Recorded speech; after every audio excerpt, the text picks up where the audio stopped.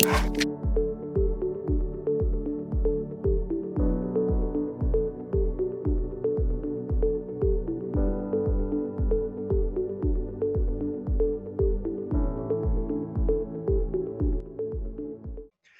and welcome to Sales Development Represent, a video series dedicated to best practices and actionable tips for the modern day SDR. In this episode, we're diving into uniqueness. Because how do you actually stick out of a crowd as an SDR among millions of SDRs out there? Joining us today is Jeremy Leveille from LeadIQ. He's a pioneer of modern sales development and the 2018 winner of Tinbound's Beast Award. Thank you so much for joining us today, Jeremy. Thanks for having me on. So to kick us off, I know that SDRs are generally just starting a sales career, or many are just now entering the workforce. And in such a fast-paced, competitive role, I think it could be a real struggle for them to differentiate and figure out how to stand out as they're starting to master all of their skills and responsibilities. So with that being said, crediting to your success, is it more towards the uniqueness that you can bring to the table or the mastery of those basics before you start sticking out? Yeah, good question. I think it's definitely getting the basics down first. Getting that, just the fundamentals of what is your ideal customer profile, who are you trying to reach, what is your value prop, and who are you trying to reach, why should they care? And being able to construct that in messaging, just get the basics down with calls and emails first. And I kind of had the benefit of when I first started out, there wasn't really much social selling going on. Nobody was doing direct mail. Nobody was doing video. When I first started out in sales development, I was in a call center, working for an outsourced, SDR company that was booking meetings for other companies. And literally all we did was we didn't even do emails. So, I really had to just get the basics down first, where I just was doing calls first.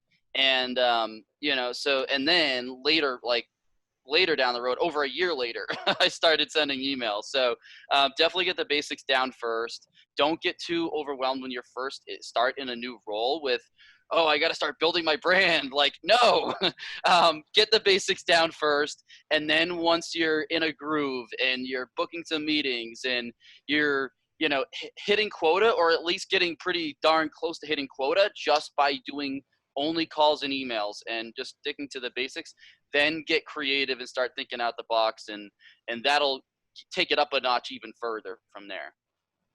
Do you think that the situation that you were in, sort of being in that call center and really focused on phone calls and only phone calls for so long and kind of getting thrown into the fire like that, do you consider it a valuable experience? Do you think it's, if you were to go back and sort of look at it now, is that something you would still want to do and feel like shaped the direction of your career? Or are you like, man, I wish I started somewhere else and did a totally different way to sort of kick my career off and sort of get to where you are now? Because I know a lot of reps, like you said, they kind of get stuck in that environment. They're like, what am I supposed to do? Yeah, I think a couple things. One is, if you start as a new SDR somewhere and right out the gate, you're trying to learn too many different types of skills, then you're going to just get a little bit good at each of them. You'll be okay at emails and calls and social selling. You'll be okay at each of them, and learning how to build a prospecting list and craft your own messaging. You'll be a little bit good at all of those things, but the best way is just take it one skill at a time. When I first started, I wasn't crafting my own messaging, I was kind of iterating. I was given kind of a playbook, and here's the messaging that you should be using. And then I would kind of iterate based on the conversations that I would have. But for the most part, I wasn't deviating from that. It was really just making the calls and getting the pitch down and booking some meetings, And if I had tried to do too many things, video and all this other stuff, like right out the gate, I would have been overwhelmed, and I wouldn't have been able to get good at each, I mastered one skill, then moved on to the next, and didn't do anything with video until I had already been in sales development for like over 2 years, So I think, definitely just take it one skill at a time. And then secondly, the best way to get that initial that initial, like those skills and that foundation of here, this is my value prop and this is what I should be saying. This is what's resonating with prospects in my market. This is what isn't, is on the phone. Because that's how you learn more. You actually get into those conversations. Yeah, you know, if you do some email campaigns, you can kind of see, you know, what's A/B test and see what's working with what type of messaging and what types of markets. But those live conversations where you're live on the phone with people, and, you know, that's when you really get a better idea, you know, more quickly. You know, you can have like 3 or 4, you know, conversations in a day. Whereas with emails, yeah, you might get 2 or 3 responses, maybe at the most 3 or 4, but you're going to learn more from that cold call, like actual conversation, than you would from a response to a cold email. So, you know, that's why I would kind of, you know, focus more on the calls in the beginning, get the basics down, maybe then expand to emails. And if you're doing calls and emails both in the beginning, I would focus more on the calls. Definitely more than 50% of my activity would be calls, maybe even like 75% or more of it would be calls, because you learn more from that. And then slowly kind of maybe do more emails to scale some of the outreach once you know, booking some meetings on the phone. Yeah, I think that's a really great point. I really love that you brought up the fact that, you know, SDR shouldn't expect to master multiple channels at once at the same time, because it's a split focus. And I wanted to kind of touch on that, because I know that the SDRs often, you know, without choice, have to gain some sort of mastery over multiple channels at a time. I think a perfect example, kind of going beyond just a new SDR, is maybe a veteran SDR that's only called. And then they move to an organization that's more modern, that's saying, you know, we need you to integrate social. We need you to start building that brand. We need you to start emailing prospects and following up with prospects. And so in terms of discovering uniqueness and kind of building that mastery, what are the steps that you would see, or what are the things that SDRs should be looking out for if they're in kind of an unfamiliar channel that they know is something that they need to build up and improve? Yeah, I think it's just getting the basics down in the beginning, and then once you've done that, you know, then you start to get in a groove and you feel comfortable with what you're doing.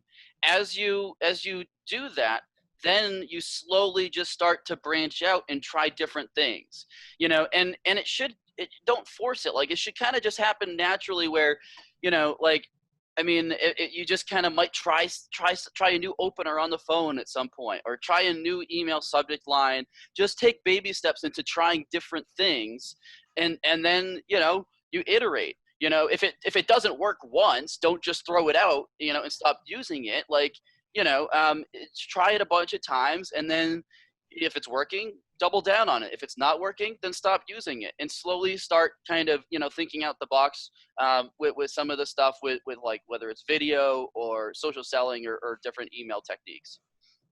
Yeah, it's funny that you mentioned that, because like I feel like a lot of organizations want results fast, and when you tell an SDR to maybe slow down and really focus on one thing at a time, it almost goes against a little bit of what the organization is telling the rep, where it's like, hey, you know, you've got to be good on the phone, you got to be good with email, you've got to be good with social, and we expect all of these things from you, but at the same time, they're not really like giving them the resources to do that. It's almost just like an expectation at this point, because of how fast the space is moving and sort of how the SDR role has evolved over the past 5-10 years. So I guess I would ask, you brought up the idea of mastering one thing. I'm saying that leaders are saying you need to do all of these things. So how important do you think leadership buy-in is for supporting these reps and sort of getting them the mastery that they need to move into more of the creativity and sort of building your own campaign side of things?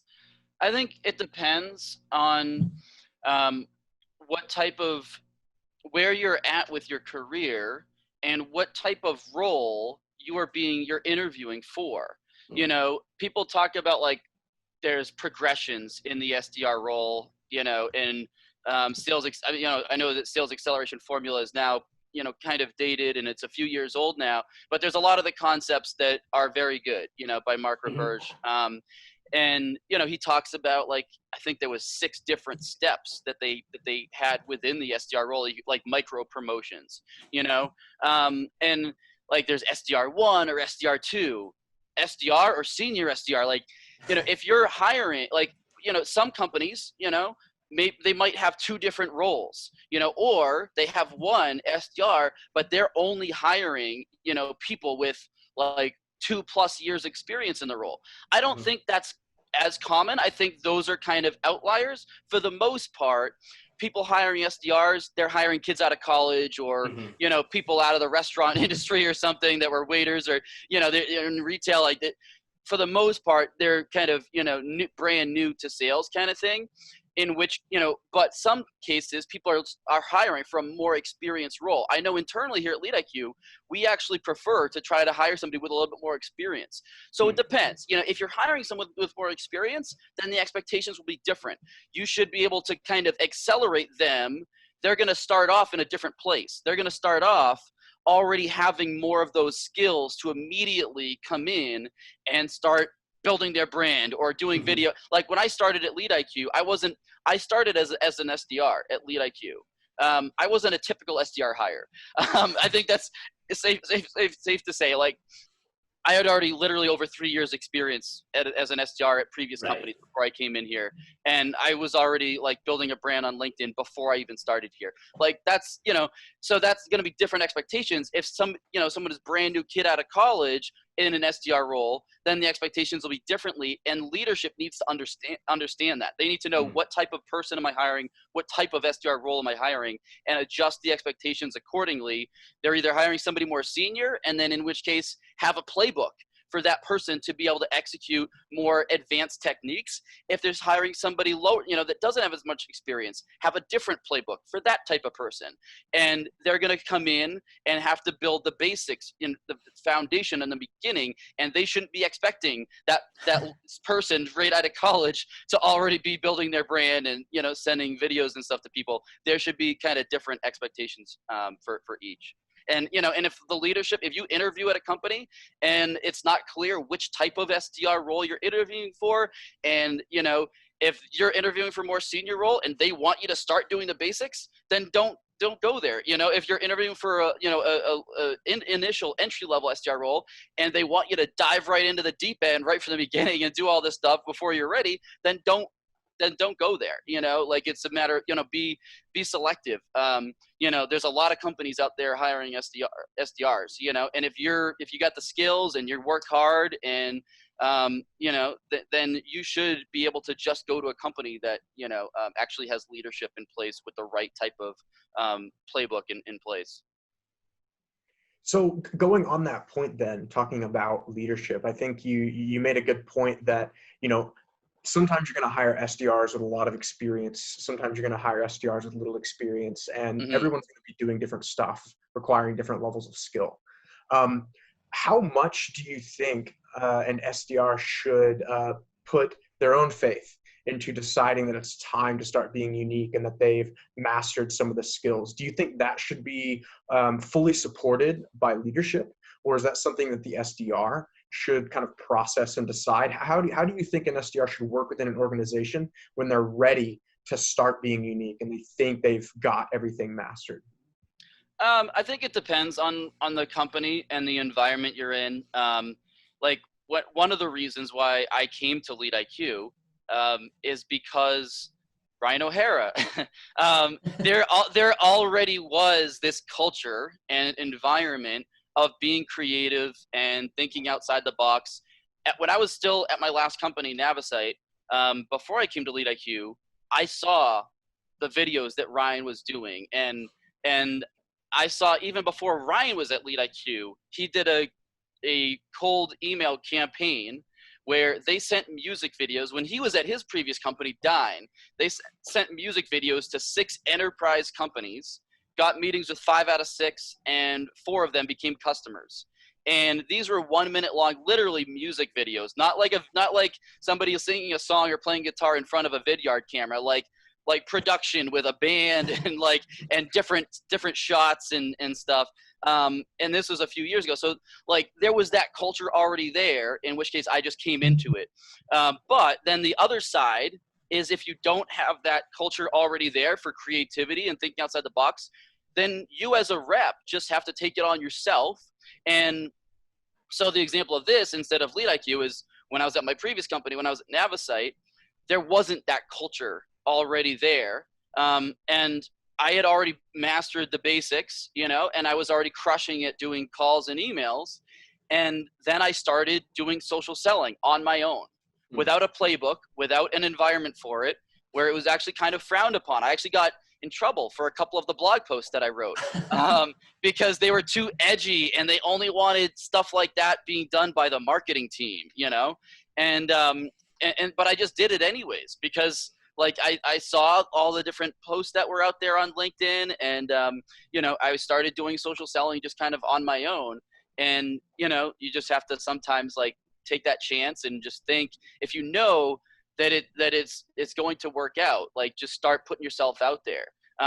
You know, because I would see different LinkedIn posts, because like one thing that started with me with social selling was I'd see a LinkedIn post by a CIO, because that's who I was selling to, CIOs and IT directors.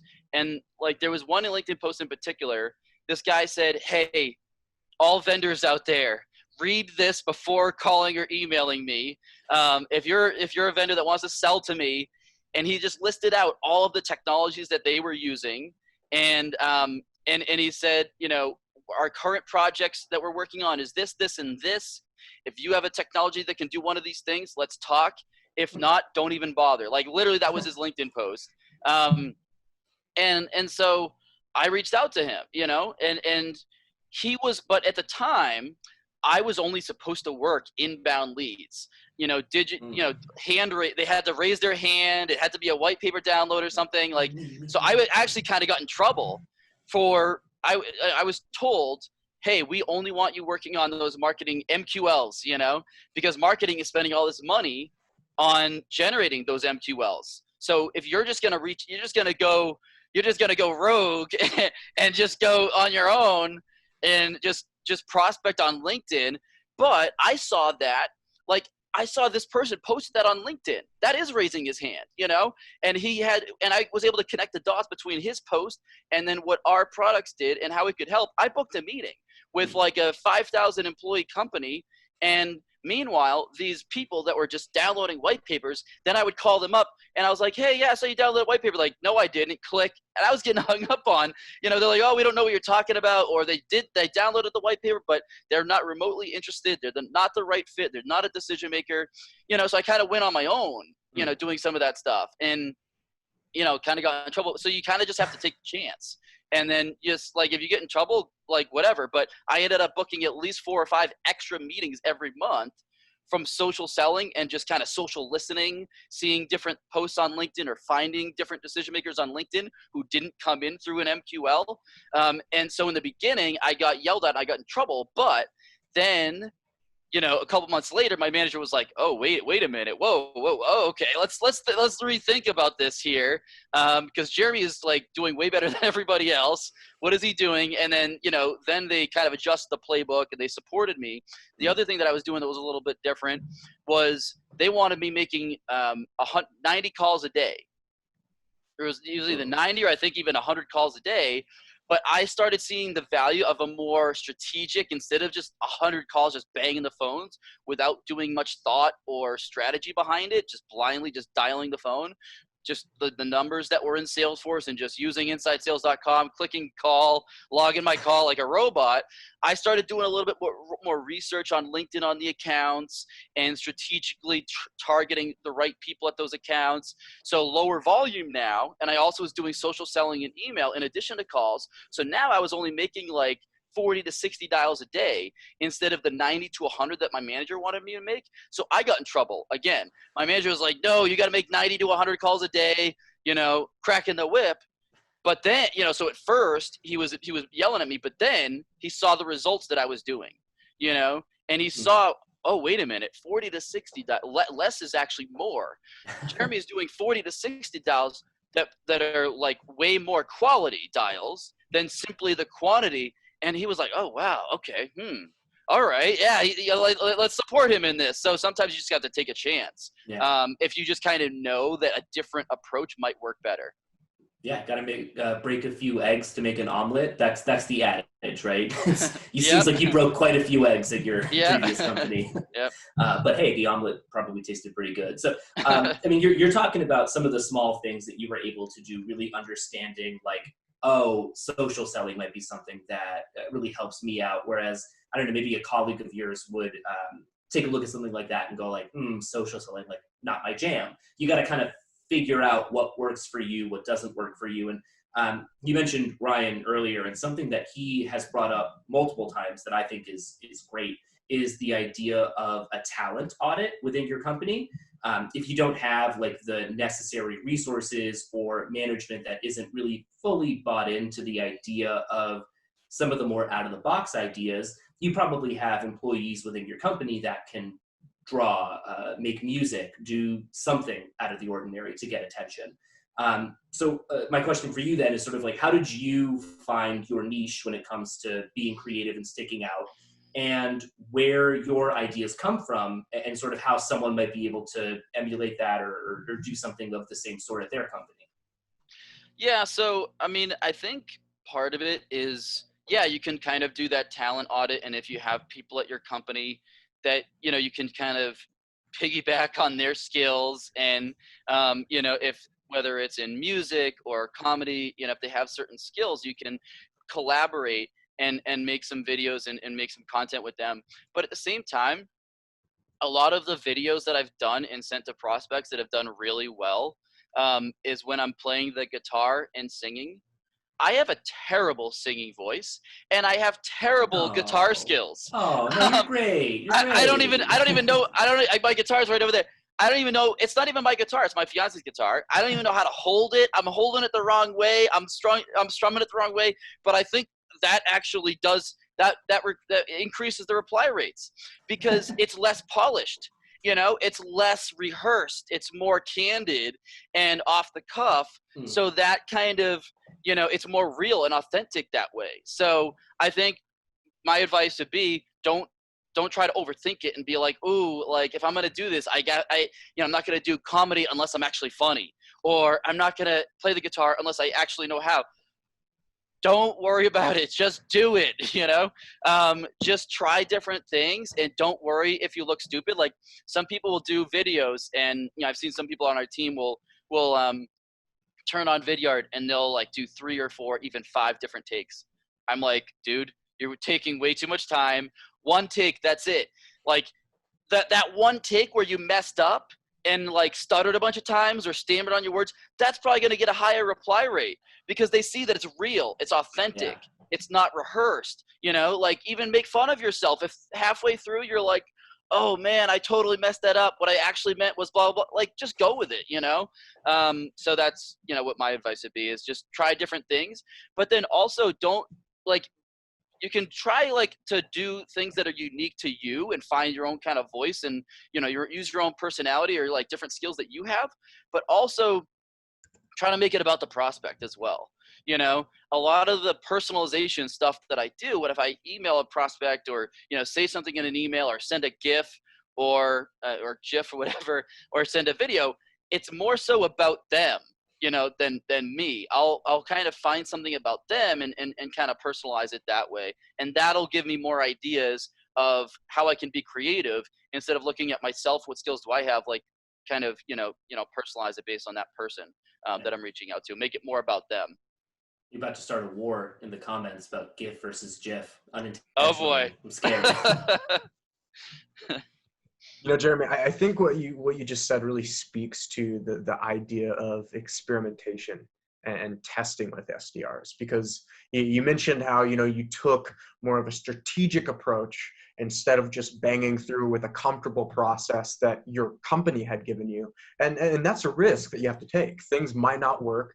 Things might be slower to get off the ground than expected. And so What are some bad practices or common mistakes that you would want SDRs to watch out for, knowing that it's a testing process, knowing that it's not always going to work, but what are some of those bad practices that just you would keep out of an SDR's mind as they're trying to be creative and unique? I don't really think there is that many, really. Like, I mean, you got nothing to lose. That person on the other end of the phone or that prospect, they're a human being, so they're don't be afraid to try different things or try to be unique or use humor or whatever. Like, they're a human being. They put their pants on, one leg at a time, just like you.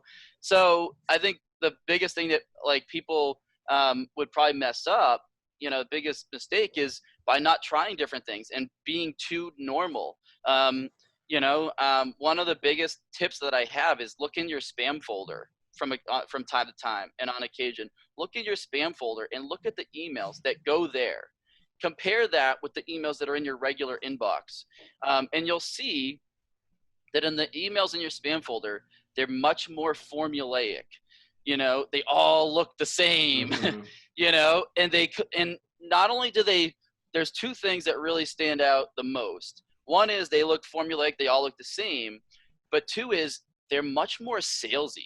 They look more like a pitch, like just this product pitch, this product dump, much more salesy and less kind of strategic, conversational, more light and conversational and more strategic. Like, when I pretty much all the emails that I send out are direct one-to-one, like researched and strategic, Mm-hmm. carefully selecting that account and that contact and doing some research and putting some strategy behind it.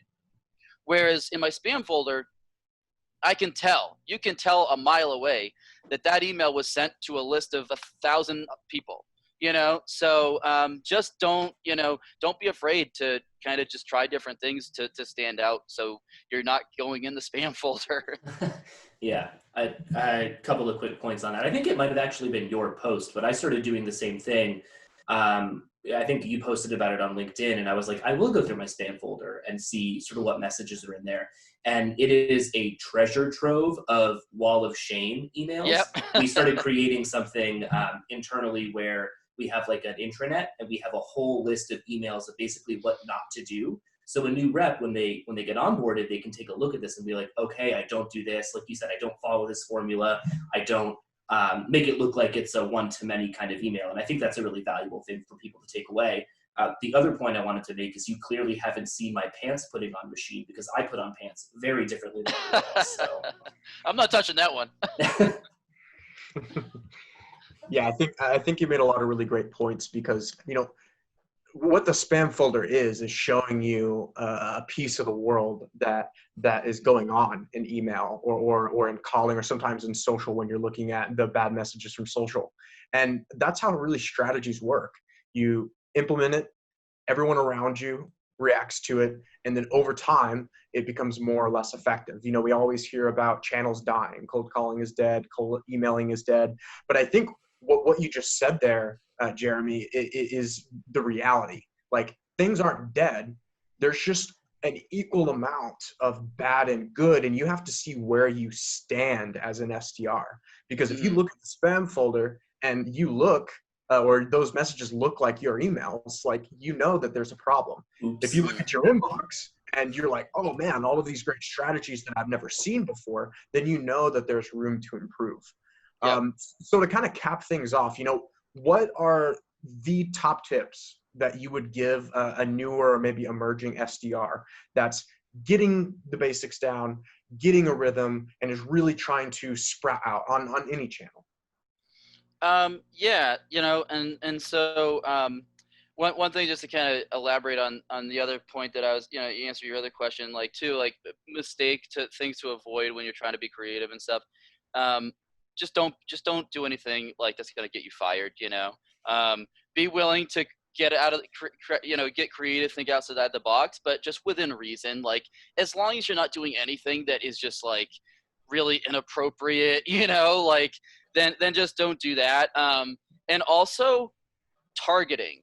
So yeah, be creative, be outside the box, don't be afraid to use humor or whatever and personalize, but at the same time, be smart about it and be smart. Like if you're going to spend a little extra time, doing some out of the box tactic, don't do it if it's like not a tier 1 account. If that's not a good account to go after, if that's not company's not in your ICP, or if that's not the right person at that company, like targeting is huge. I'm really big on being very tactical with who you're reaching out to, what types of companies and what types of people.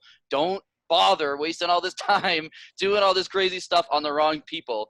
And then also like visual prospecting to stand out. Like when you look at the spam folder, every email is just text. They're just text.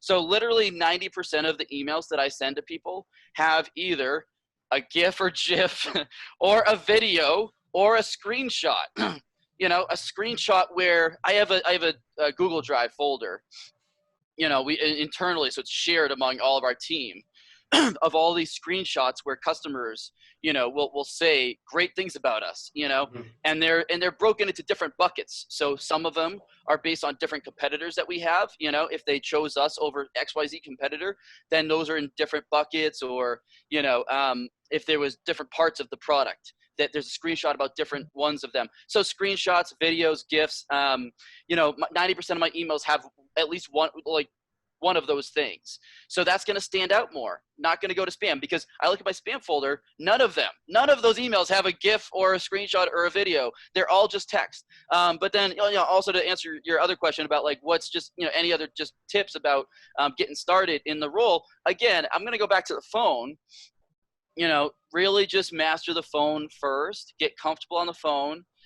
And another reason why, obviously hammered on a couple of them, reasons earlier, but another one is the fear. Okay. The sooner you can get past that fear, that's the biggest thing, that probably holds a lot of SDRs back from succeeding. And the reason why a lot of them, a lot of SDRs, whatever the percentage is, like, that don't make it past the first 6 months or the first 3 months, that churn in their first 3 months in the role, or what percentage churns in the first 6 months, obviously it's pretty high. Biggest reason is fear. They're not able to get past that fear of rejection, fear of not only rejection, but simply talking to a stranger on the phone. So the sooner you can get past that, and the only way you can get past that is just by making more calls, and not just making the calls, but practicing, do role plays, obviously do role plays with your manager. If your manager won't do role plays, then they go to a different company. Like, I mean, come on, if you're an SDR and your SDR manager won't do mock call role plays, come on, what are you doing?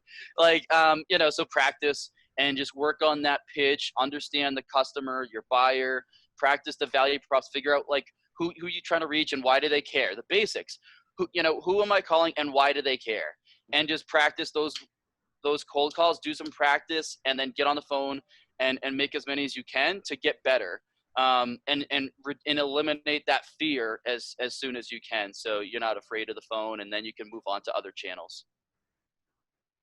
Awesome. Valuable stuff. Get on the phone. Yeah. Get on the phone. Well, awesome, Jeremy. Hey, thank you so much for joining us for Sales Development Represent. Before we close out, where can the audience find out more about you, find out more about LeadIQ? Give us your pitch. Yeah, just check me out on LinkedIn, Jeremy Leveille.